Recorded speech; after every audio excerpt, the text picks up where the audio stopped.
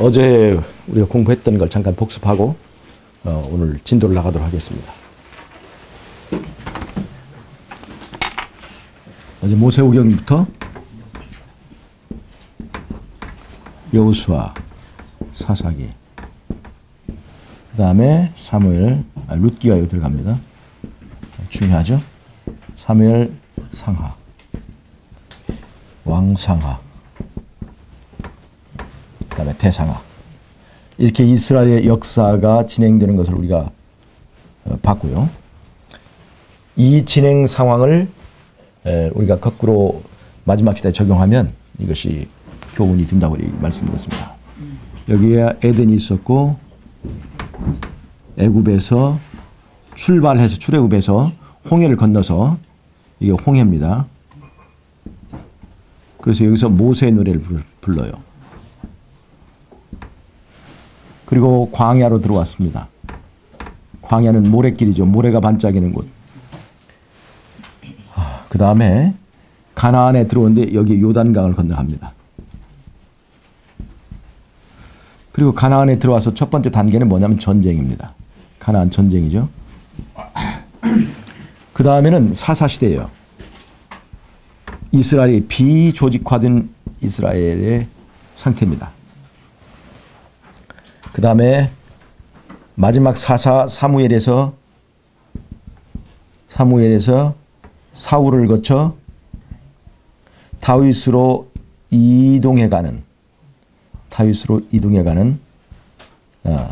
즉 조직화된 이스라엘로 이동해가는 과도기적 기간을 거친 다음에 그 다음에 이스라엘의 왕정시대, 안정적인 왕정시대, 그 다음에 조직화된 이스라엘. 네, 이렇게 진행이 되는 것을 제가 설명을 드렸습니다. 이것을 마지막 시대의 사건들에다가 교차적으로 적용해보면 지금 우리는 조직화된 교회, 조직화된 남은 교회, 지금 교단이 살아있고 목회 시스템이 살아있는, 그 다음에 과도기적인 과정을 거쳐서 이제 일요일협력이 나게 되면 비조직화된 교회 상태로 갑니다. 일요일협력 때입니다. 일요일협력 났을 때. 휴업령. 그리고 우리가 아마겟돈 전쟁을 치릅니다. 이것은 전쟁이에요. 전쟁을 치르면 우리가 이제 하늘로 갈 때 하늘 광야를 지나갑니다. 그때는 모래가 반짝이는 이 광야였다면 이제는 별이 반짝이는 광야 지납니다. 그리고 어디에 도착하냐면 유리 바닷가에 도착해요. 유리 바닷가.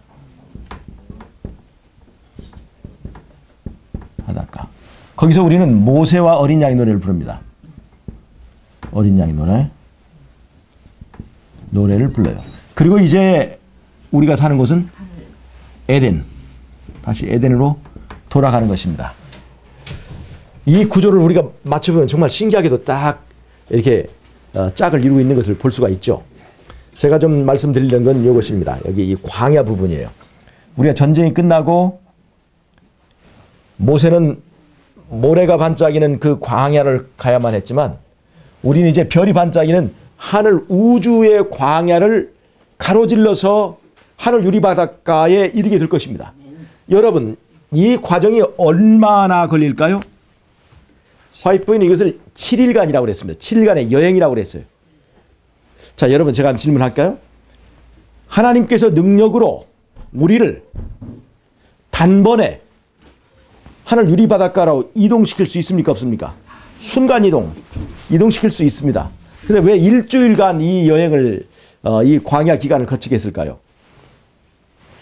여러분, 이스라엘이 모래사막 이 광야를 지날 때는요, 그들을 환영해주는 족속들이 하나도 없었습니다. 갈 때마다 이방 족속들이 다 공격을 해오고 방해를 하고 에돔이나 암몬이나 모압이나 아말렉이나 이런 모든 족속들이 이스라엘이 그 광야를 지날 때마다 계속 공격하고 방해하고 그들의 여행길을 아주 힘들게 했습니다. 그런데 이 아마겟돈 전쟁이 끝나고 아마겟돈 전쟁에서 승리하고 우주 광야, 별 광야를 지나는 이 승리한 성도들을 위해서는 우리의 길을 방해하는 사람들이 하나도 없고, 우리가 이 선악과의 대쟁투의 가장 치열한 이 전장터에서 승리하고 드디어 예수님과 함께 개선하는 이 무리들을 환영하기 위해서 우리가 우주를 지날 때마다 별 세계들을, 우주의 여러 별 세계들을 거치면서 관광하고 여행할 텐데, 거기에 있는 하늘 거민들이 나와서 정말 그 지옥 같은 그 전쟁터에서 예수님을 믿고 이기고 승리하고 돌아온 이 개선 장군들을 환영하고 정말로 잘 싸웠습니다. 정말로 감사합니다. 우리는 우리의 깊은 가슴에서 나오는 감사와 또 그것을 이제 이기게 해주신 우리 주님께 찬양을 드립니다 하면서 각 별마다 우주 거민들이 사는 별마다 환영 이 현수막을 내걸고 그들을 환영하고 그들의 최고의 호텔로 모셔서 거기서 최고의 관광을 하게 하면서 거기서 별들을 지나면서 집필을 하죠. 우리가 어떻게 싸움에서 이게 나오는지 간단하게 간증하고, 그 다음에 거기서 우주의 거민들이 정말 감사의 찬양과 찬송을 올리게 되는 그 특별 집회 기간이 바로 일주일간이라는 것입니다. 특별 환영하는 것이에요. 그 하늘 유리바닷가에 도달하기 전이라도 우주의 거민들이 거기서 이 하나님의 백성들 승리하고 이 죄와의 싸움에서 이기고 승리하고 돌아온, 자아를 죽이고 자아와의 싸움에서 이기고 돌아온 그 하나님의 백성들, 어린 양의 그 남은 무리들을 우주의 거민들이 환영하는 그 과정이 바로 우리가 이제 우주의 그 광야를, 이 별이 반짝이는 그 광야를 지나는 그 기간 동안에 우리에게 있을 것입니다. 제가 이것을 생각할 수 있는 것은 이것을 이스라엘의 그 과정에다 대조하고 비교해 볼 때 이 과정에서 반드시 그런 것이 있으리라고 저는 확신합니다. 여러분, 그래서 우리가 좀 힘들고 어려울지라도 바로 이러한 것들 가운데서도 승리하고 이겨낸 자들을 위하여 이런 환영식이 준비되어 있다는 것을 생각하시고, 힘들고 어렵지만 꼭 주님과 함께 이기는 그런 저희들이 되기를 바랍니다. 이게 어저께 제가 했던 그 내용 중에 일부였고요. 자, 여기에서 이렇게 된 데서 우리가 바로 이어지는 것은 역대상하 마지막에 바벨론이 예루살렘을 에워싸는 사건이 있다고 그랬죠. 역대상하 마지막 부분에 바벨론이 예루살렘을 에워싸는 사건이 있습니다. 그리고 그 다니엘서 1장에서 12, 여기 역사 부분, 예언 부분 이렇게 이어지는데, 이것이 계시록 12, 13장의 짐승의 삼중연합은 이렇게 연결되고, 그 다음에 계시록 14장의 삼중 이 기별은 이렇게 연결되고, 여기도 역시 예루살렘을 바벨론이 에워싸는 사건이 있어서 이렇게 짝이 딱 맞는다고 제가 말씀드렸습니다. 그래서 역대상하를 거쳐서 다니엘서를 거쳐서 그것이 계시록과 연결되면서 신약과 구약이 딱 연결되는 것을 제가 말씀을 드렸어요. 근데 이 계시록은 요한계시록인데, 요한계시록은 이 계시록을 중심으로 또 하나의 덩어리를 이루어서 요한의 기별을 이룬다고 그랬죠. 요한복음, 그 다음에 요한 1, 2, 3서, 그 다음에 요한계시록에서 5권의 책이 하나의 일관된 관통하는 기별이 있다는 것을 제가 어저께 말씀을 드렸습니다. 오늘은 요한복음을 중심으로 이 요한의 이 복음은요, 요한의 기별은 신약 전체를 통할하고 종합하는 복음의 종합판입니다. 그래서 요한의 이 기별은 신약 속에 있는 기별의 개론입니다. 개론이. 다음에 이제 이 요한복음을 중심으로 사복음서가 있는데 사복음서, 이제 사복음서 얘기를 합니다. 사복음서는 요한복음이라고 하는 이 복음과 그다음 공관복음 세 개가 있어요. 마태복음, 마가복음, 누가복음 이렇게 해서 복음의 사복음서인데 이것은 이제 강론을 말합니다. 강론을. 요한복음에서 총론, 개론을 말하고 있다면 이제 그 공관복음의 이 구조는 이제 그 강론을 말하는데 요한복음의 기별이 뭐였어요? 말씀이 육신이 되심이죠. 말씀이 육신이 되심이에요. 자, 그러면 보십시다. 마태복음은요.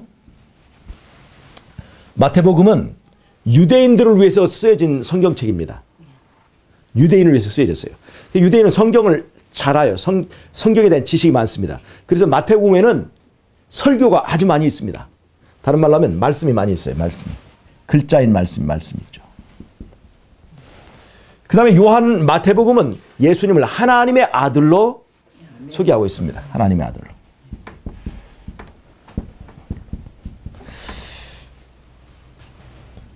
마가복음은 로마인들을 위한 이제 기별이에요. 로마인들을 위해서 쓰여진 복음입니다. 로마인들은 성경을 잘 몰라요. 성경에 대한 지식이 없어요. 그래서 마가복음에는 종의 복음이라고 해서 행동하는 예수님이 이제 포커스가 맞춰졌어요. 설교가 별로 없어요. 왜냐하면 성경 지식이 없는 그 로마인들에게 성경을 많이 강론해봐야 별로 큰 도움이 안 되기 때문에 마가복음에는 이적과 기사, 그 다음에 섬기는 종의 모습, 행동하시는 예수님이 나와 있습니다. 마가복음은 종의 복음이요, 행동하는 복음이에요. 행동하는 예수님을 말씀하고 있어요. 누가복음은 예수님을 사람의 아들로 묘사합니다. 인자. 사람의 아들로 묘사하고 있어요. 자, 그러면 보십시다. 말씀이 육신이 되셨다. 말씀이 육신이 되심이라는 것의 두미는 이렇습니다. 이것은 첫째, 하나님이 사람이 됐다는 얘기입니다. 말씀이 육신이 되시는. 또 하나는 율법이, 즉 말씀이 행동이 되었다는 것을 말합니다. 즉 말씀이 육신이 되셨다고 하는 그 말 속에 들어있는 두 가지 의미는, 하나는 하나님이 사람이 됐다는 것이고, 하나는 말씀이 행동이 됐다는 것을 말하는 것입니다. 그런데 마태복음에는 이 두 가지 요소가 다 있어요. 예수님의 하나님 되심과 말씀이 다 있습니다. 이 마태복음에는 이 두 개가 다 있죠. 그런데 말씀이 행동이 되심은 마태복음에서 마가복음으로 이어지는 그 계보를 통해서 나옵니다. 말씀 행동이 되심. 하나님이 사람이 되시면 마태복음에서 누가복음으로 이어지는 또 다른 이 계보를 통해서 이제 이어집니다. 그래서 마태복음, 마가복음, 누가복음, 이 공관복음은 말씀이 육신이 되심이라고 하는 요한복음에 있는 그 내용을 두 가지로 강론화해서 이제 설명을 하고 있습니다. 마태복음에서 마가복음으로, 마태복음에서 누가복음으로 흐르는 두 줄기를 만들어요. 여러분, 누가복음을 쓴 사람은 누가인데, 누가. 이 누가가 쓴 다른 책도 있습니다. 사도행전이죠. 사도행전이죠. 여러분, 하나님이 사람이 되셔서 인자, 사람의 아들로서 행하신 그 일들은 예수님만 그렇게 할 수 있다는 것을 보여주기 위한 것입니까? 사람 모두가 다 그렇게 될 수 있다는 걸 보여주려 하시는 것입니까? 사람 모두가 다 이렇게 살아야 하고 살 수 있다는 것을 보여주시기 위하여 모본을 세우신 것입니다. 그런데 예수님이 이기고 승리하셨지만 어떤 사람들은 예수님은 하나님의 아들이기 때문에 그것이 가능하지만 다른 인간들은 되지 않는다. 다른 인간들은 그렇게 살 수가 없다. 라고 하는 주장을 사단이 퍼뜨리고 많은 사람들이 그것을 믿게 되었어요. 그래서 그럴 경우를 대비해서 또 하나 누가를 통해서 쓴 책이 뭐냐면 사도행전입니다. 사도행전은 뭐가 나왔냐면 예수님이 아닌 예수님의 제자들이 예수님과 똑같이 이적을 행하고 예수님처럼 변화되고 예수님과 똑같이 이기는 삶을 사는 것을 분명히 보여준 것이 바로 사도행전의 이야기입니다. 그래서 마태복음에서 마가복음으로 흐르는 하나의 계통이 있고 마태복음에서 누가복음, 사도행전으로 흐르는 또 하나의 계통이 이 신약의 두 갈래를 만듭니다. 자, 마가복음은 이 마가는 베드로의 비서실장이었습니다. 베드로의 비서였어요. 비서실장이라니까 좀 이상한데 비서였어요. 즉 베드로에게 듣고 마가 자체는 친히 사도는 아니지만 사도 베드로에게서 모든 예수님의 이야기를 듣고 마가가 그것을 기록한 것에 불과한 거예요. 그래서 마가복음은 다른 말로 하면 베드로 복음이라고도 합니다. 베드로 복음. 그 다음에 사도행전 계통으로는 사도행전에서 주인공이 누구신 줄 아십니까? 그 수많은 제자들이 있지만 거기서 사도행전의 대부분을 차지하는 것은 누구의 행전입니까? 바울이에요. 이 사도행전은 바울 계통입니다. 복음이 두 가닥으로 나눠져요. 바울 계통의 믿음으로 말미암은 의와 베드로 계통의 또 하나의 복음이 있습니다. 이것이 베드로 전후서 그 다음에 유다서까지 이 세 권이 이 베드로 계통의 복음입니다. 그 다음에 사도 바울의 믿음으로 말미암는 의의 기별이 하나의 큰 그 신약의 주를 이루는데 그것은 첫째 갈라디아서를 총론을 하고 로마서, 히브리서 이 세 권이 믿음으로 말미암는 의의 중요한 삼각점입니다. 그 다음에 사도 바울의 믿음으로 말미암는 의에서 꼭 첨가되어야 하는 것은 야고보서라고 하는 브레이크예요. 그 다음에 사도 바울의 믿음으로 말미암는 의를 전도지로 만드는 책이 있는데 전도지로 딱 한 장으로 압축해서 만든 책. 그것이 바로 빌레몬서입니다. 빌레몬서. 그래서 이게 사도 바울의 믿음으로 말미암는 의를 설명하는 책은 바로 5권입니다.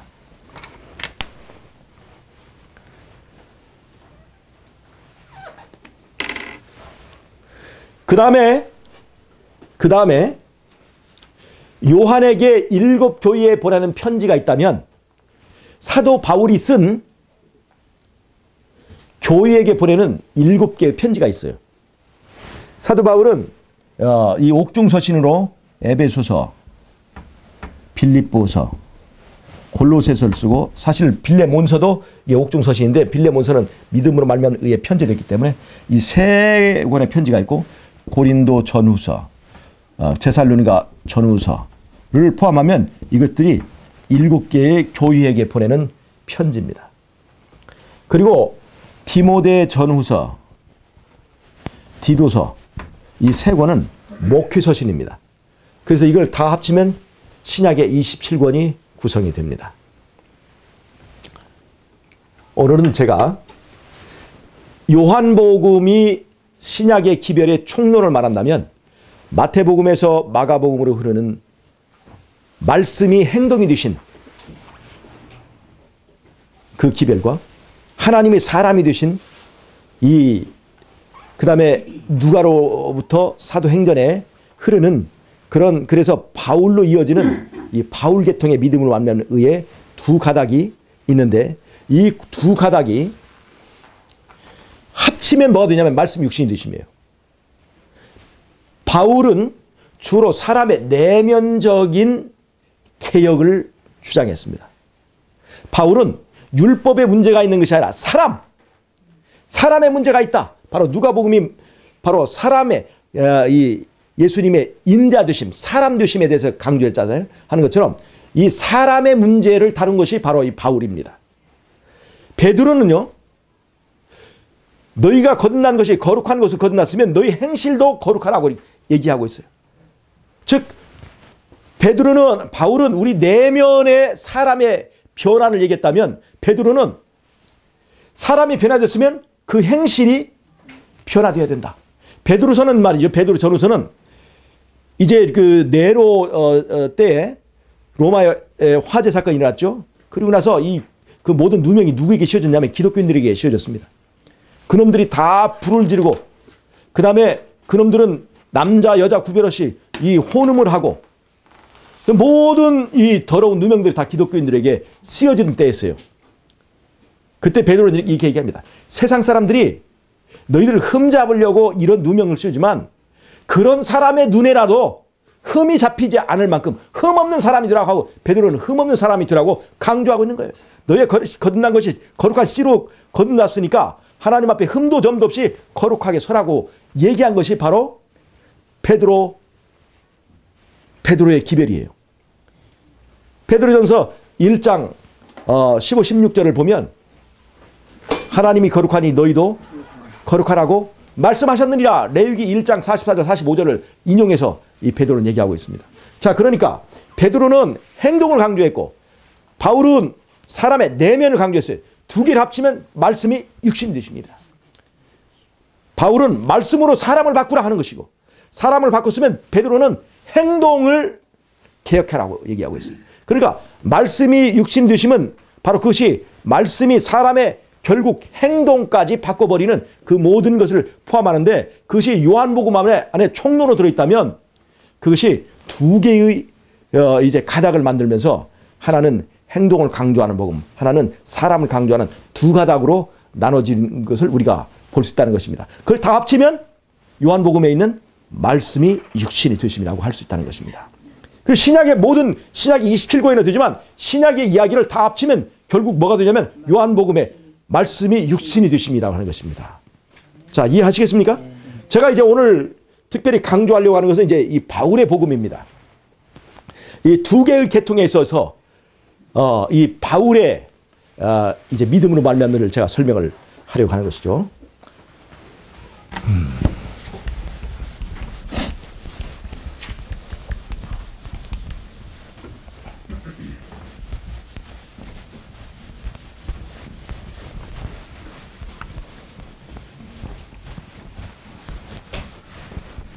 그래서 오늘 오전에는 이 바울의 믿음으로 말미암는 일을 주로 하도록 하겠습니다.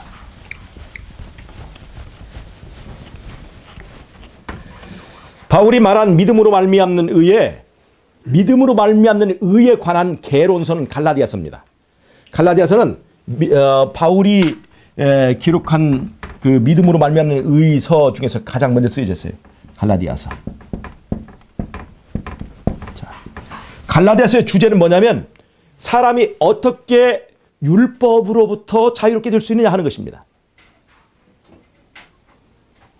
그래서 이 율법으로부터 자유롭게 되는 이것에 대하여 사람들이 많이 이제 고민하고 또 많은 신학, 많은 종교가 그에 대해 해답을 내놓았는데 바로 이제 거기에 대하여 기독교 일반 개신교에서는 어떻게 사람이 율법으로부터 자유롭게 될 수 있느냐. 그거는 바로 십자가가 율법을 폐함으로 그 율법으로부터 자유롭게 된다고 말하는 것이 일반 개신교에서 가르치는 가르침이에요. 그러나 진짜 이 믿음으로 말미암는 갈라디아에서 말하는 믿음으로 말미암는 의는 사람이 어떻게 율법으로부터 자유롭게 되냐면 율법을 폐하거나 변개해서 율법을 바꿔서 자유롭게 되는 것이 아니라 율법이 아니라 바로 너 자신을 사람을 바꿔야 된다. 사람을 개혁해야 율법으로부터 자유롭게 된다는 것을 말하는 것이 바로 이 갈라디아서라고 하는 것입니다. 그래서 오늘 제가 이제 그걸 좀 자세히 설명을 하겠습니다. 사람은 하나님께서 성소로 만들었습니다. 성소. 이것이 사람의 존재 의미에 특별한 관련이 있습니다. 사람이 왜 가치가 있느냐? 하나님의 전으로 지었기 때문에 그래요. 이 개나 소나 이런 다른 짐승들은요. 때로는 귀엽기도 하고 때로는 값비싸기도 하지만 아무리 그것들이 값이 비싸고 또 보기에 좋을지라도 그것은 하나님의 전으로 짓지 않았다는 것입니다. 하나님이 거하는 전으로 지어진 바 된 것은 바로 사람이에요. 하나님의 전은 성소 구조에서 우리가 잘 보여주는데 성소와 지성소로 나눠져 있습니다. 성소 칸에는 떡상이 있고 분향단이 있고 촛대가 있고 그 다음에 여기 지성소에는 법궤가 있지 않습니까? 언약궤가 있습니다. 떡상, 먹는 것, 입에 관한 것입니다. 분향단, 냄새 맡는 것, 코에 관한 것입니다. 촛대, 보는 것, 눈에 관한 것이에요. 이 성소 구조에서 성소는 인간 존재 구조 중에서 외부적으로 있는 것을 말합니다. 외부적인 구조를 말해요. 이것은 인간의 식욕, 성욕, 인간의 정욕을 말하는 부분입니다. 인간의 정욕이 사람의 외부적 구조에 있어요. 눈, 코, 입에 관련된 감각과 정욕에 관한 것입니다. 자, 여러분, 식욕이 좋은 겁니까? 나쁜 겁니까? 만약 식욕이 없다면 어떻게 될까요? 예, 식욕이 없으면요, 사는 것이 고롭습니다. 자, 일단 먹어야 살 거 아니에요? 먹어야 사는 거예요? 왜? 먹어야 우리가 살아서 활동하는 데 필요한 에너지를 만들고 우리가 살아갈 수가 있어요. 그런데 이제 이 기계 같은 것은 그냥 우리가 배터리를 그냥 강제적으로 집어넣으면 돼요. 사람은 우리가 자체 발전을 해야 되는데 먹는 것이 즐겁지 않으면요, 억지로 먹어야 됩니다. 우리가 식욕이 이렇게 왕성하지만 어느 날 독한 몸살을 앓거나 감기를 앓게 되면 식욕이 어느 날 싹 사라져버리죠. 식욕이 사라졌을 때 밥 한 숟갈을 먹는 것이 얼마나 힘든 것을 아시죠? 전혀 먹히지 않습니다. 어떤 때는 물 한 모금도 먹고 싶지 않을 때가 있어요. 그러니까 식욕이 없을 때에 우리가 무엇을 먹고 산다는 것은 어쩌다 하루 이틀은 참을 수 있지만 이것이 영원히 그런 삶을 산다면 그건 지옥이 될 것입니다. 우리가 먹어야 사는데 먹는 것이 힘들게 하지 않았다는 것, 하나님께서 그것이 얼마나 큰 은혜와 축복인가를 우리가 알아야 된다는 것입니다. 식욕뿐만이 아닙니다. 식욕과 성욕이나 우리의 하나님께서 우리에게 주신 이 정욕이 우리의 삶이, 영혼을 사는 삶이 기쁘고 즐겁고 자발적으로 그 일을 하고 우리의 살아가는 것이 굉장히 행복한 것이 되도록 하나님께서 두신 섭리에 의해서 이것이 주어진 것이라고 하는 것입니다. 식욕은 축복이에요. 그런데 왜 뭐가 문제냐? 식욕은 축복인데 때로는 식욕 때문에 우리 넘어지기도 하죠. 왜 그런 줄 아십니까? 식욕은 하나님께서 우리에게 주신 선물이지만 우리가 식욕의 노예가 되어버리면 이것이 죄가 되는 거죠. 자, 잘 보세요. 그 다음에 요 내면의 이 지성소는 뭘 말하냐면 우리의 마음 부분입니다. 마음의 영역입니다. 이 지성소는요, 지성소에는 하나님의 보좌가 있습니다. 언약궤. 하나님의 자리가 있어요. 그래서 이 지성소 영역은 자유의지를 말합니다. 자유의지. 섬길 자를 선택할 수 있는 자유의지의 영역입니다. 그래서 이 지성소 영역에 해당되는 자유의지를 통해서 우리가 하나님을 선택할 수도 있고 또 하나님을 거절할 수도 있는 자유가 있어요. 그래서 하나님을 선택할 수 있는 이 자유의지를 가지고 우리가 여기에 예수님을 모시면, 예수님을 왕으로 모시면, 자, 식욕이 우리에게 선물로 주셨지만 이걸 자유의지로 식욕을 다스릴 수 있을까요, 없을까요? 있죠. 자유의지로. 자유의지로 인간의 이성의 힘으로 식욕을 다스릴 수 없습니다. 예를 들자면 이 식욕이나 성욕이나 이런 것들 짐승들도 다 똑같이 있습니다. 네. 짐승의 정욕과 같은 것입니다. 그러나 이 자유의지는 인간의 이성을 대표합니다. 인간. 에덴 동산에 짐승이 있고 아담이 있다면 이 짐승은 육체 정욕을 대표하고 아담은 자유의지를 선택한다.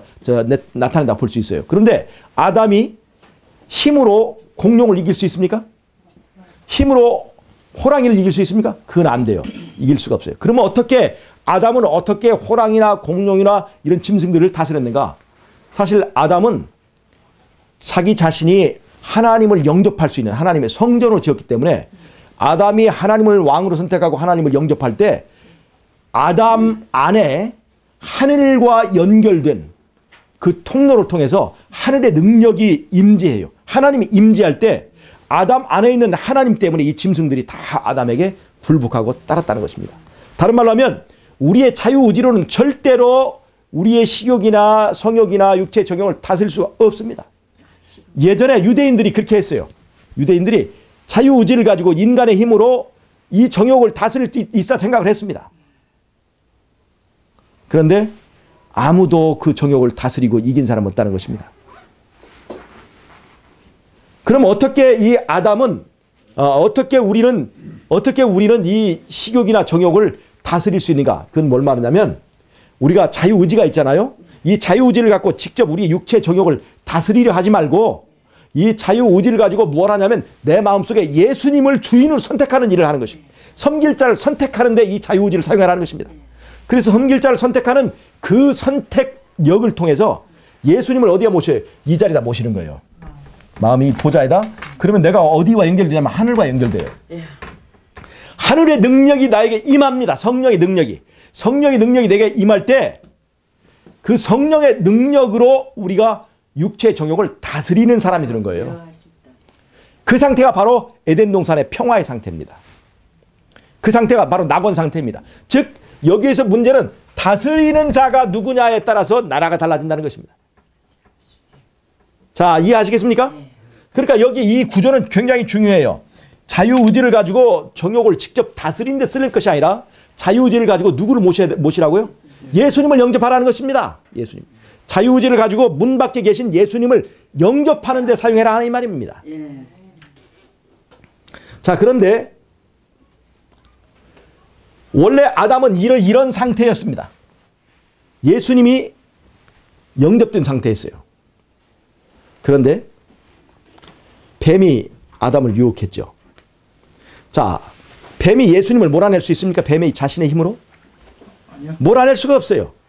그런데 이 우리 안에 있는 예수님을 몰아낼 힘을 가진 유일한 존재가 있어요. 그게 누군지 아십니까? 루스벨은 아니에요. 루스벨은 사단이잖아요. 사단은 힘에 있어서 예수님을 이게 딸립니다. 바로 누구냐면 바로 나예요. 나. 불순종하는 나. 예. 나만이 예수님을 몰아낼 수 있어요. 왜냐하면 예수님은 나를 사랑의 파트너로 생각하시기 때문에 그렇습니다. 사랑이라고 하는 것은 강제력이 아니에요. 자원하는 관계입니다.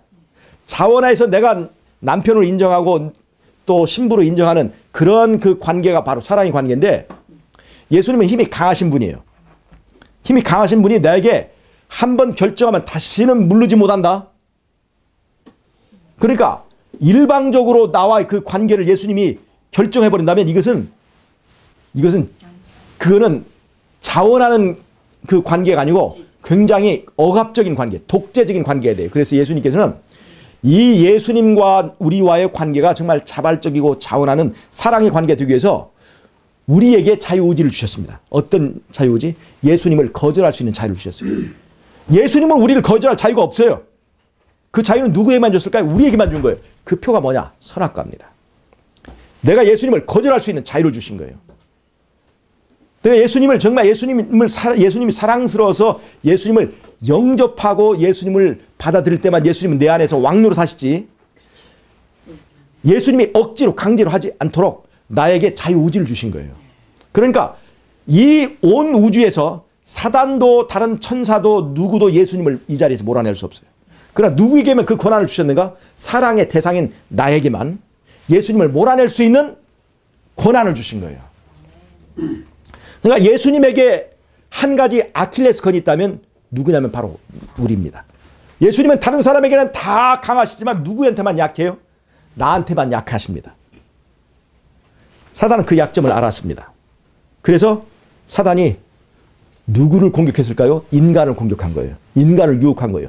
인간만이 예수님을 몰아낼 수 있었기 때문에 인간을 유혹한 거예요. 특별히 인간 중에서 여자를 유혹한 거예요. 그러니까 예수님의 아킬레스건은 아담이라고 한다면 아담의 아킬레스건은 누구예요?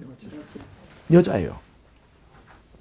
힘이 분명히 약한데도 불구하고 딱 한 사람, 아담의 자기 남편에서는 막강한 힘을 행사할 수 있는 게 바로 이게 여자 아닙니까? 그래서 여자를 유혹한 겁니다. 자기 힘으로 몰아낼 수 없는 그 예수님을 첫 번째 여자를 통해서 아담을 정복했습니다. 그래서 아담의 선택에 의해서 예수님을 몰아내도록 만든 것이 바로 에덴 동산의 범죄입니다. 무슨 말인지 아시겠어요? 예수님은 다른 누가 쫓아내도 몰아내도 나가시지 않지만 내가 나가라고 할 때는 거부하지 못하고 쫓겨나시는 분이라는 것입니다. 나한테는 한없이 약한 분이라는 것입니다. 그것이 우리가 가지고 있는 신앙의 자유라는 것이에요. 우리는 그 신앙의 자유를 가지고 나한테 한없이 약하신 그 예수님을 얼마나 찌르고 몰아내고 쫓아내고 하는데 그것을 사용했는지 우리가 살펴볼 일입니다. 예수님이 왜 십자가에서 도망가지 않으셨어요? 그가 내가 못 박는 그 손이기 때문에 그분은 그걸 거절할 수가 없었어요. 도망갈 수가 없었습니다. 예수님은 다른 모든 것에 대해서 강하지만 나한테는 약하신 분이 예수님입니다. 그것이 바로 이 성소 구조 가운데 잘 나타나 있어요. 그래서 인간을 유혹했습니다. 인간의 손으로 예수님을 몰아내게 만들었어요. 그래서 예수님이 여기서 쫓겨났습니다. 예수님 쫓겨났어요. 그리고 이 자리에 누구를 앉혔냐면 뱀을 앉힌 게 아닙니다. 나를 앉혔어요. 나. 왜냐하면 내가 이 자리에 있어야 예수님이 들어오지 못하시기 때문에 그렇습니다.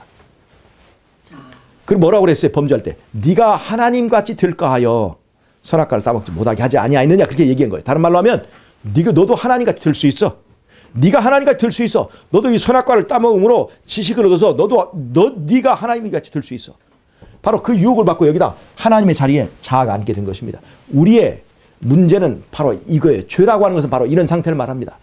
sin이라고 하는 영어로 sin이라고 그러죠. sin. 중심에 누가 있는 거예요? 나가 있는 것입니다. 하나님의 자리에 자아가 앉아 있는 것이에요. 이것이 바로 죄의 구조고 죄의 상태입니다. 지성소에 예수님이 계셔야 될 자리에 자아가 왕노릇하고 있습니다. 그것이 바로 죄의 구조예요. 어떤 행위를 하나도 하지 않았을 때라도 이 구조를 가지고 아담의 후손들은 다 태어납니다. 죄의 어떤 행위를 하기 전에도 이 사람들은 죄인으로 태어나는 거예요. 구조 자체가. 자기 중심적으로 태어납니다. 자, 자아가 이렇게 있을 때 예수님은 쫓겨나셔요. 그리고 예수님과 나와의 관계가 끊어졌을 때 나를 지배하는 것은 누굴까요? 뱀입니다. 이제 드디어 뱀은 예수님을 몰아난 다음에 나를 허수아비같이 여기다 앉혀놓고 나를 마음대로 조종합니다. 그래서 첫 번째 인간은 선악과를 따먹음으로 인간은 예수님을 쫓아버리고 자아가 중심에 있으므로 우리는 뱀의 노예가 됐습니다. 첫 번째, 뱀의 노예가 됐습니다. 두 번째, 그동안에는 예수님을 통해서 하늘과 연결된 성령의 능력으로 육체의 정욕을 다스릴 수 있었지만 이제 중심에 자아가 있은 다음부터 하늘과의 능력이 끊어졌어요. 관계가 끊어졌어요. 그 다음부터는 자유의지의 힘으로 이 육체의 정욕을 다스릴 수 있을까요? 없을까요? 없게 됐어요. 그래서 첫 번째, 정욕의 노예가 됐습니다. 두 번째. 첫 번째는 뱀의 노예, 두 번째는 정욕의 노예가 된 것입니다. 정욕의 노예가 된 사람이 율법을 지킬 수 있을까요? 없을까요? 율법을 지킬 수 없게 돼요. 그러니까 율법의 정죄 아래 놓이게 되는 것입니다. 그래서 다른 말로 하면 여기서 율법의 노예가 되는 것입니다. 율법의 정죄 아래 율법의 노예가 된 것입니다. 이러한 상태에서 이렇게 인간이 율법의 종로로 가는 이 상태에서 어떻게 율법으로부터 자유롭게 될 것인가 하는 것은 어떻게 뱀으로부터 자유롭게 되며 어떻게 육체 정욕으로부터 자유롭게 될 것인가 하는 이 세 가지 문제를 한꺼번에 다루고 있다는 것입니다. 자, 우리의 현재 상태가 바로 이것입니다.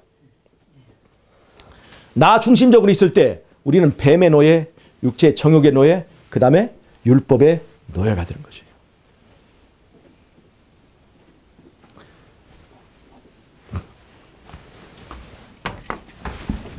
자, 이런 율법의 노예가 되어 있는 우리로 하여금 어떻게 율법으로부터 자유롭게 될 것인가를 설명하는 것이 바로 갈라디아서입니다. 갈라디아서예요.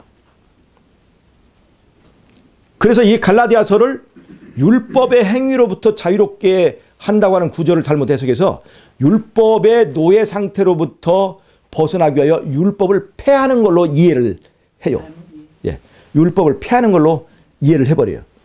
근데 율법으로부터 그게 자유를 얻는 것이 아닙니다. 갈라디아서 말하는 그 자유는 바로 그런 것이 아닙니다.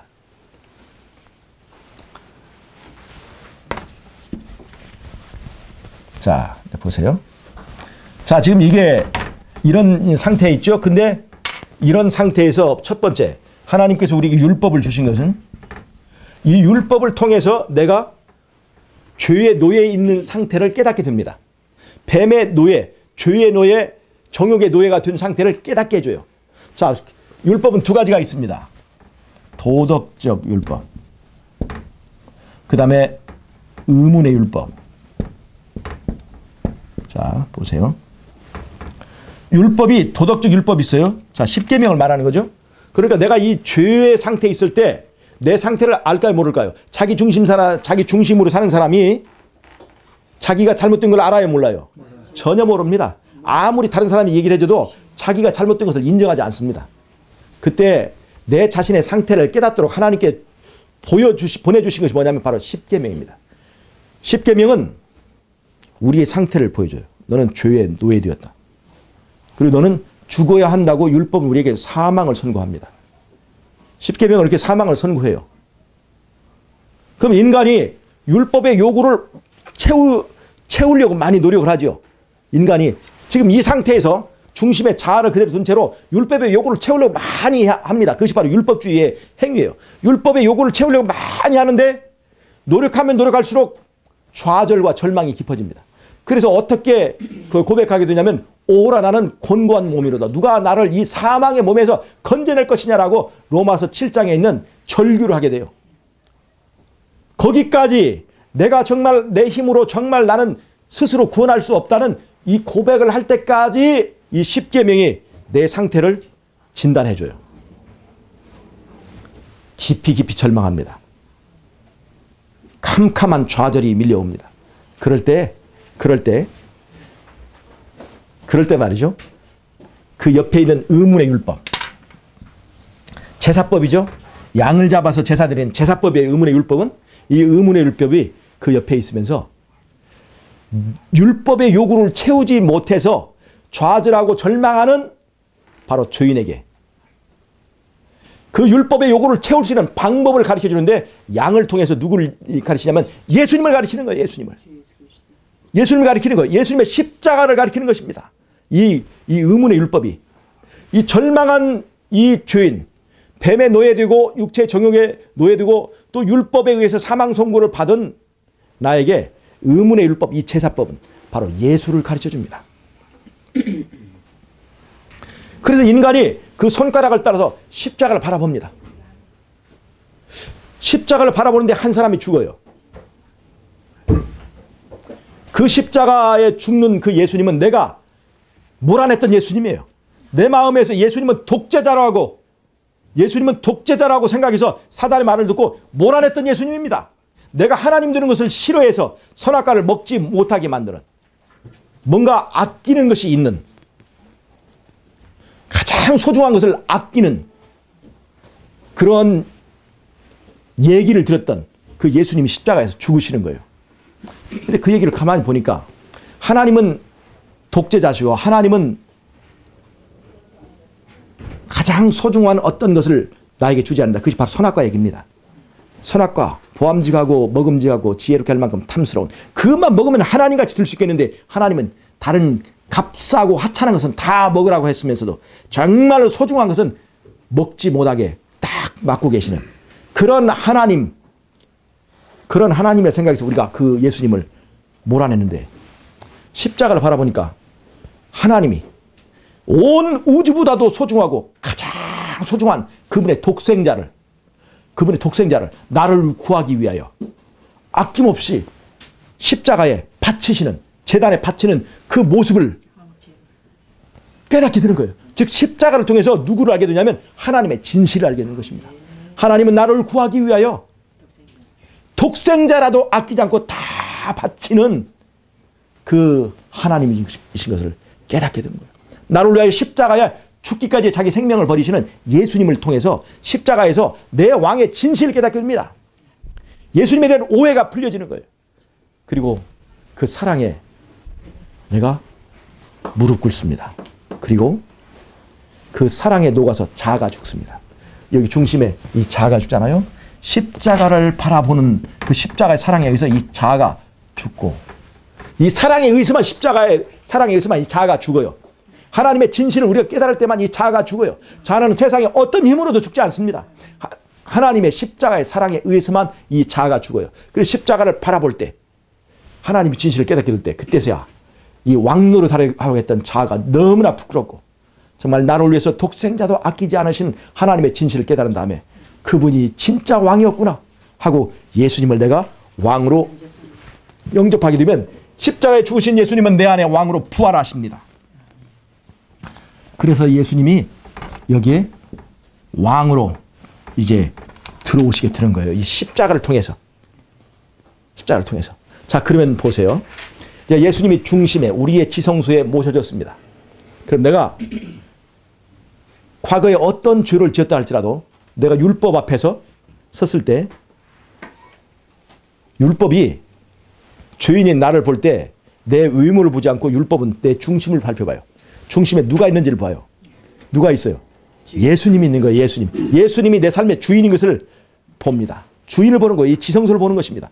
지성소를 살펴봤을 때 거기에 예수님이 계셔요. 그러면 예수님의 공로가 나에게 적용되고 내 모든 죄는 용서받고 의롭다고 선언이 되는 것입니다. 내가 내 중심에 모신 예수님 때문에 어떤 죄를 지었다 할지라도 내가 예수님의 공로 때문에 의롭다고 인정을 받게 되는 것입니다. 이것이 바로 칭의라고 하는 거예요. 의롭다 인정을 받는 것입니다. 중심에 누구만 모시면? 예수님만 모시면 내가 어떤 죄를 지었다 할지라도 예수의 공로는 그 모든 죄의 값을 치르고도 남기 때문에 그 예수님의 공로 때문에 내가 하나님의 율법 앞에서 의롭다고 선언을 받는 거예요. 이게 법적인 선언을 받는 것입니다. 이게 칭의라고 하는 거예요. 칭의. 칭의. 이 칭의는 하늘 법정에서 일어나는 것입니다. 근데 내가 예수님을 영접했을 때 또 하나 내 안에 일어나는 변화가 있습니다. 내가 예수님을 영접했을 때 그 전에는 율법을 행하는 것이 굉장히 짐스럽고 율법을 행하는 것이 율법과 원수지간이에요. 하기는 싫은데 구원을 받기 위해서 마지못해서 해야 되는 그런 일이었는데 예수님을 내가 왕으로 영접한 다음에 내 안에 새로운 본성이 생기는 것입니다. 마치 사람이 뱀을 보면 징그러운 마음이 드는 것처럼 죄를 보면 징그러운 마음이 생기는 거예요. 예수님이 좋아하는 것을 좋아하게 되고 예수님이 미워하는 것을 나도 미워하게 되는 새로운 본능이 내 안에서 꿈틀거리는 것을 보게 되는 것이 그것이 바로 말씀의 본능입니다. 떡을 보면 식욕이 있어서 떡을 먹는 것이 힘들지 않듯이 우리 안에 예수님이 정말 모셔졌을 때 예수님 안에 있는 이 말씀의 본능, 성령의 본능이 내가 하나님의 율법을 행하는 것이 너무나 즐겁고 재미있는 사람이 되도록 사람이 바뀌어진다는 것입니다. 그러니까 율법을 행하는 것이 즐거우니까 율법이 오리를 가라고 해도 그 일을 하는 것이 너무나 즐거우니까 10리도 갈 수 있고 누가 막지만 않으면 100리도 갈 수 있어요. 이런 사람에게 이미 율법이 요구하는 요구는 더 이상 아무런 문제가 아니에요. 율법을 패해서 자유로운 것이 아니라 율법이 요구하는 율법을 사랑하게 되어서 율법의 행위를 하는 것을 즐겁게 만들어서 율법이 원하는 것보다 훨씬 더 많은 것을 할 수 있게 된 사람은 이미 율법으로부터 자유로워지는 것입니다. 그렇게 만들어주는 것입니다. 두 가지 기능이에요. 예수님을 모심으로 내가 모든 죄로부터 의롭다고 선언을 받는 것. 이건 과거에 죄야 되는 것입니다. 그러나 또 하나의 중요한 그 현상이 내 육체 성소 안에서 일어나는데 거룩한 본성이 내 안에서 작동하기 시작한다는 것입니다. 우리가 보통 교회에서 강조하는 것은 첫 번째 칭의에 대한 것입니다. 두 번째는 성화는 내 안에서 일어나는 변화예요. 이 변화를 거의 부정하고다시피 하는 것이 창세기 3장 15절에서 뱀과 여자 사이에 원수 되게 해주겠다는 그 약속을 우리는 믿지 않는 것입니다. 내가 예수를 영접했을 때 내 안에 죄를 미워하는 본성이 창조되어질 수 있다는 것을 믿지 못하는 것입니다. 여러분 이 약속을 믿으십니까? 우리 안에 죄를 미워하는 전에는 없던 그 본능이 창조주에 의해서만 창조될 수 있다는 창조주의 능력을 믿으십니까? 말씀의 능력을 믿으십니까? 이것이 바로 이 본능이 있어야 내가 거듭나게 되는 것이고 이것 때문에 다시는 죄를 미워하기 때문에 죄를 짓지 않게 되고 율법으로부터 자유롭게 된다는 것입니다. 육체의 정욕보다 더 강한 말씀의 본능을 받을 때만이 내가 육체의 정욕을 다스릴 수 있게 되고 율법으로부터 자유롭게 된다는 것입니다. 그래서 바울의 갈라디아서는 율법을 바꾸거나 폐하거나 그렇게 해서 자유를 얻는 것이 아니라 뭐를 바꾸라? 사람을 바꾸라. 사람이 문제다는 것이에요. 그래서 십자가에 못 박히는 것은 율법입니까? 아니면 내가 못 박히는 것입니까? 내가 이제 예수 안에서 그리스도와 함께 십자가에 못 박혔나니 그래서 십자가에 못 박히는 것은 바로 그것이에요. 강제로 못 박히는 거 아닙니다. 사랑에 의해서 예수님의 사랑을 깨닫게 될 때 예수님과 함께 내가 내 자아가 십자가에 함께 못 박혀지는 것이라고 하는 것입니다. 바로 그것이 바로 갈라디아서 말하는 자유입니다. 자유. 자유. 이것이야말로 성경이 말하는 가장 확실한 복음. 십자가가 내 안에서 작동함으로 하나님의 율법이 요구하는 것을 하고도 남는 넘치는 자유를 내가 얻게 만들어주는 진정한 율법으로 자유가 바로 갈라디아서의 확실한 주제라고 하는 것입니다. 여러분 이 자유를 믿으십니까? 아멘. 이 방법, 이 갈라디아서 이 방법이 율법으로부터 자유롭게 될 수 있는 유일한 방법이라는 걸 아시겠습니까? 예, 이것이 바로 갈라디아서입니다. 그래서 소중한 책인 거예요, 이 갈라디아서가. 자, 제가 조금 더 설명하겠습니다.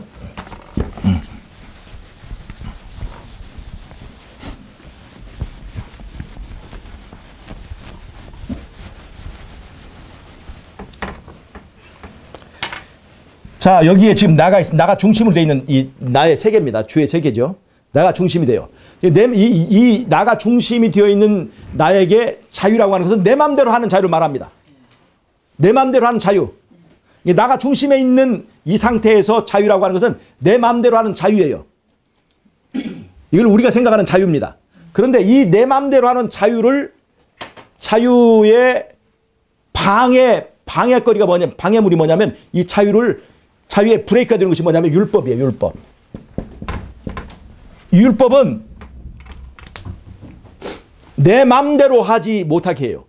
법대로 하라고 그래. 법대로. 예? 말씀대로 살라고 얘기해요. 근데 나는 어떻게 하기를 원합니까? 내 맘대로 하기를 원하죠. 내 맘대로. 자, 그러면 이런 구조입니다. 이게 나와 율법과의 그런 원수관계예요. 내 맘대로 하려고 하는 나와 말씀대로 살라고 하는 율법은 원수관계라는 거예요. 자, 그렇습니다. 자, 그런데 십자가가요. 십자가가 율법을 폐하느냐, 이 자아를 못 박느냐. 두 가지 이 화살표가 복음의 다른 가지를 만듭니다. 자, 십자가 율법을 폐하면 어떤 자유가 이루어질까요? 내 마음대로 하는 자유가 이루어지는 것입니다. 내 마음대로 하는 자유. 그러니까 십자가 율법을 못 박아버리면 내 마음대로 하는 자유가 이루어져요. 내 마음대로 하는 자유가. 이것을 십자가 율법을 폐했다고 가르치는 것은 바로 이 자유를 말하는 것입니다. 이것이 구원이라고 하는 거예요. 내 마음대로 하는 자유를 이루게 된 거예요. 그게 구원입니까? 그게 아닙니다. 이 내 마음대로, 이 나가 중심에 있는 이 구조 상태를 우리가 뭐라 부르냐면 바벨론이라고 하는 거예요. 이게 바벨론입니다. 바벨론. 그러니까 십자가가 율법을 못 박는다고 한다면 어떤 나라가 세워지냐면 바벨론이 세워지는 거예요. 아시겠어요? 바벨론이 세워지는 거예요. 그래서 우리가 이런 것들을 가르치는 교회를 바벨론 교회라고 하는 거예요. 그런데 십자가가 이 죄의 자아, 이 죽지 않는 이 자아를 못 박아버린다면 어떤 나라가 쓸까요? 율법, 말씀대로 한 나라가 세워지는 것입니다. 말씀대로 한 나라. 하나님의 나라가 세워지는 거예요. 말씀대로 한 나라. 그러니까 십자가를 우리가 믿죠. 그 믿음이 내 멋대로 사는 삶을 만듭니까? 말씀대로 사는 삶을 말합니까? 믿고 말씀대로 살아야지, 믿고 내 멋대로 사는 것이 아니라 이 말이죠. 근데 믿고 내 멋대로 살게 만들어주는 것이 이 거짓 복음입니다. 우리는 믿고 말씀대로 살아야 되는 것이에요. 그러면 십자가는 율법을 폐해야 되겠습니까? 안 폐해야 되겠습니까? 폐해서는 안 되는 것입니다. 자아를 못 박아서 사람을 바꾸서 사람에게 새로운 본능을 가지고 율법을 사랑하게 만들어버리는 것입니다. 율법을 사랑하게 되면 율법이 요구하는 것보다 더 많은 것을 해주게 됩니다. 율법과 화목하게 해주는 거예요. 바로 그것입니다. 이것이 진정한 구원이고 이것이 진정한 자유입니다. 그런데 사단은요, 처음에는 예수를 믿지 못하게 합니다. 그러나 어떻게든 예수를 믿으려고 하면 그래, 예수를 믿으려면 믿어. 근데 그 믿음이 십자가가 율법을 폐하는 것이다, 이렇게 가르쳐요. 근데 이것이 얼마나 율법을 폐하려고 했던 사단의 계획이 어디에서 시작된 겁니까? 요즘에 개신교들이 활동할 때 생긴 것입니까? 원래부터 하늘에서부터 뭐를 폐하고 싶었습니까? 율법을 폐하려고 했어요. 하늘에서부터 율법을 폐하려고 했습니다. 어떠한 수단과 방법을 통해서든지 율법을 폐해서 예수님의 나라를 뺏으려고 했습니다. 그런데 이 사단은 교묘하게도 기독교 내에 들어와서 기독교의 복음, 갈라디아서와 로마서와 히브리서 등 이런 성경을 가지고, 그 성경을 가지고 율법을 폐하려고 하는, 원래 하늘에서부터 의도했던 그 일을 지금도 하고 있습니다. 대쟁투의 내막을 알지 못한 많은 사람들이 기독교인이라고 주장하는 사람들이 바로 그 주장에 장단을 맞추고 있다는 것입니다. 얼마나 우스운 얘기입니까? 십자가가 믿음이 율법을 폐해버리면 내 멋대로 하는 나라 바벨론이 세워지는데 우리는 십자가가 바벨론을 세우는 도구입니까? 사단은요. 사단은 예수를 믿으려면 믿고 십자가를 믿으려면 믿어라. 그러나 십자가의 효력이 율법을 폐한다고 가르쳐요. 그래서 그 사단은 성공하는 것입니다. 교회에 나가는 것을 말리지 않아요. 교회에 나가긴 나가는데 무언은 폐하지 말아라. 이 자아는 그대로 있게 만듭니다. 음식물 개혁에 열심을 내게 만들어요. 성경 연구에 열심을 내게 만들어요. 그러나 중심에 자아는 손대지 말아라. 십자가가 자아를 못 박는 경험을 하지 못하게 만듭니다. 십자가가 자아를 못 박는 그 사랑의 경험을 체험하지 못한 사람 100번 현미밥 먹고 100번 음식물 개혁하고 100번 안식을 지켜도 변화가 없습니다. 변화가 없어요. 자, 이거 보세요. 사단은요. 율법을 못 박음으로 내가 자유롭다라고 하는 원리를 가르치는데 이것이 얼마나 거짓말인가 아시겠죠? 이와 비슷한 이론이 또 어디에 있냐면 영혼불멸설에 있습니다. 영혼불멸설에 있어요. 잘 보세요. 영혼불멸설이라고 하는 것은요. 영혼과 육체가 따로따로 존재한다는 것이에요. 따로따로 존재합니다. 그리고 영혼과 육체의 사이는 원수지간입니다. 원수지간이에요. 원수지간이에요. 그러니까 영혼은 선한 것이고 육체는 악한 것이에요. 이게 영혼불멸설의 근거입니다. 헬라의 영혼불멸설 얘기하는 거예요. 그러니까 영혼은 선하고 육체는 악해요. 예. 자, 그런데 어떻게 영혼은 자유를 얻는가? 어떻게 영혼은 자유를 얻는가? 그것은 바로 육체가 소멸할 때 원수지간이니까 육체가 죽어도 영혼이 죽을까요? 안 죽을까요? 함께 죽을까요? 안 죽을까요? 함께 안 죽어요. 육체가 소멸할 때 영혼은 비로소 자유를 얻는다 얘기하고 있어요. 이것이 바로 영혼불멸설입니다. 지금 여기 이 나와 율법과의 관계에서 아주 유사한 패턴을 가지고 있습니까? 아닙니까? 유사한 패턴을 가지고 있죠. 율법이 소멸할 때 나는 자유를 얻는다. 영혼이 육체가 소멸할 때 이 영혼은 자유를 얻는다. 라고 이 영혼불멸설을 가르칩니다. 그래서 마지막 때 사단의 두 가지 큰 기만이 뭐냐면 일요일 신성설과 영혼불멸설이에요. 일요일 신성설은 율법이 십자가가 율법을 폐지한다는 그 사상에 바탕을 두고 있습니다. 즉 십자가가 율법을 폐지한다는 이 사상에서 영혼불멸설이 나오는 거예요.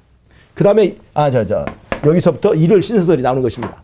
그 다음에 영혼불멸설은 영혼과 육체를 원수지간으로 놔두고 육체가 죽을 때에 영혼은 비로소 자유를 얻게 된다고 하는 그 이론을 얘기하고 있습니다. 그런데 데살로니가 전서 5장 23절을 보면 바울 서신에 보면 바울이 성경 자체가 혼과 영과 너희 육신의 온전함을 바란다고 얘기하고 있어요. 그러니까 성경 바울도 영혼과 육신의 구별을 하고 있다는 것입니다. 성경도 영혼과 육신을 인정하고 있어요. 그러나 성경에서 인정하는 영혼과 육신은 헬라의 영혼과 육신 관계가 전혀 다릅니다. 즉 헬라의 영혼과 육체의 관계가 원수지간이 나간다면 영혼과 육신의 관계는 서로 화목한 관계, 서로 사랑하는 관계, 서로 의존하는 관계예요. 아시겠어요? 서로 의존하는 관계예요. 그러니까 의존하는 관계니까 육체가 죽으면 영혼도 함께 소멸하는 것이에요. 영혼의 상태가 육체에 영향을 미칠까요? 미칠까요? 심령의 이 근심이 뼈를 마르게 하느니라 얘기를 했죠. 그 다음에 육체의 상태가 영혼에 영향을 미칠까요? 미칠까요?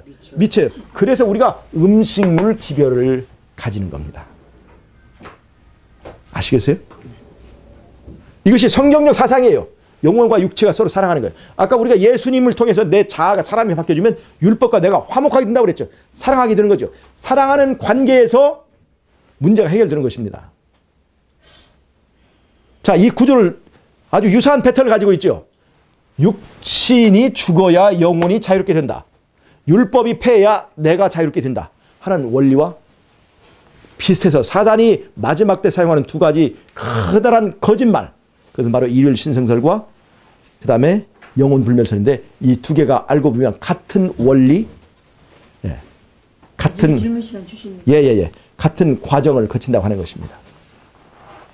자, 그래서 제가 이 갈라디아서에서 말하는 가장 중요한 포인트는 뭐냐면 어떻게 사람이 율법으로부터 자유롭게 되는가에 대해서 일반 기독교, 일반 개신교가 말한 것과 정반대의 주장을 하는 것이 바로 갈라디아서의 진의라고 하는 것입니다. 갈라디아서는 율법을 바꾸거나 폐해서 자유를 얻는 것이 아니라 바로 너 자신을 바꾸는 것이다. 사람을 바꾸는 것이다. 네 속에 있는 자아를 못방을 통해서 너는 진정한 자유를 얻을 수 있다라고 말하는 것이 그것이 갈라디아서의 기별의 핵심이라는 걸 생각한다면 우리의 방향은 뭐가 되었습니까? 뭐가 바뀌어야 되는 거예요? 이 자아가 바뀌어야 되는 거예요. 내가 바뀌어야 되는 거예요. 내가 바뀌려면 내가 자아가 죽는 유일한 방법은 어떻게 해야 돼요? 십자가를 바라보는 것입니다. 그 십자가에서 우리는 하나님의 진실을 알아야 돼요. 내가 쫓았던 독재자라고 인정했던 그 하나님이 독생자도 아끼지 않고 나에게 주시는 그러한 하나님이라는 것을, 그 하나님의 진실을 내가 올바로 깨달을 때 그 사랑에 의해서만 이 자아는 녹아지고 굴복되고 내 안에 예수의 나라가 회복될 수 있다는 것을 말해주는 것이 바로 갈라디아서라고 하는 것입니다. 제가 이 오늘 처음 시간에는 오늘 이 신약의 전반적인 이 구조하고 그 중에서 바울복음의 믿음으로 말미암는 의 중에서 개론을 말하는 갈라디아서를까지만 하고 오늘 첫 시간 여기서 마치도록 하겠습니다.